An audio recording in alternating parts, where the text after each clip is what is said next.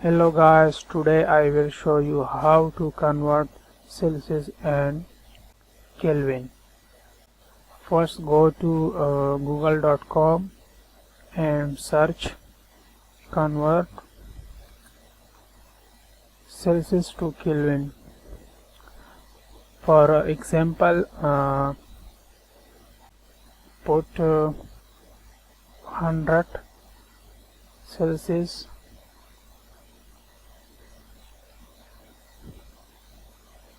and again put 500 Celsius to convert Kelvin.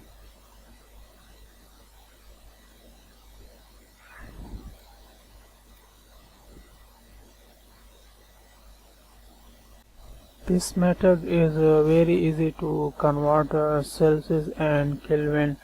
Don't forget to like, share and subscribe to my channel. Thanks for watching.